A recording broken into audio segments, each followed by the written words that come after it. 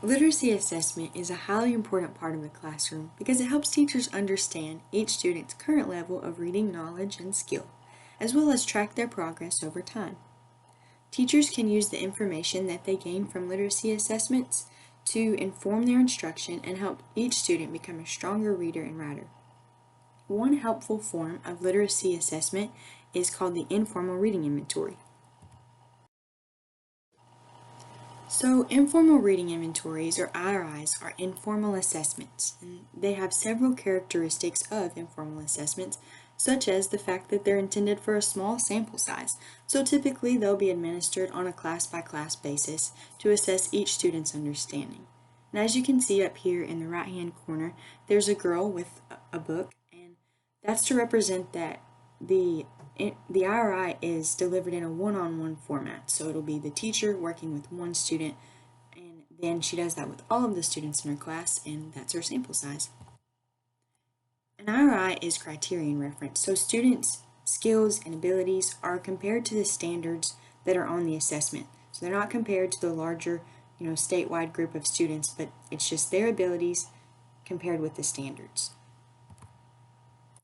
And IRIs are used to measure student progress over shorter periods of time.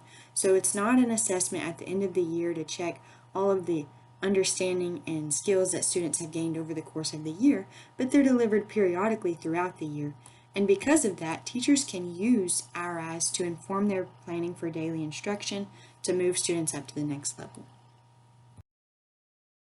So IRIs are really helpful because they measure several different components of reading. The first thing they measure is grade level reading. After that, oral reading accuracy, fluency, and then vocabulary and comprehension. So the assessment starts, the teacher will give the student graded word lists. So these word lists are graded as grade 1 and grade 2, and based on the amount of mistakes or lack of mistakes that the students make, she'll be able to determine what reading level they're at. Then she'll give them reading passages that align with that level that was determined by the graded word lists, and the students will orally read some and silently read others.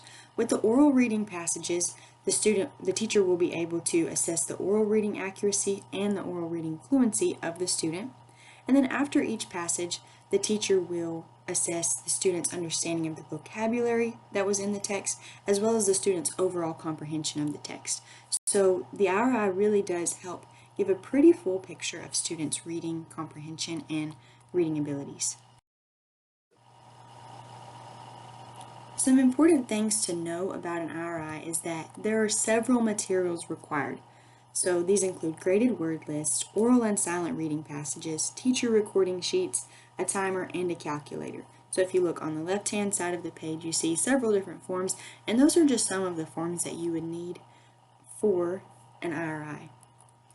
The reason that there are so many materials needed, though, is that because there are several assessment pieces and they're assessing different components of literacy. So some of the assessment pieces that are used within an IRI are graded word lists, running records, measures of fluency rate, and questions.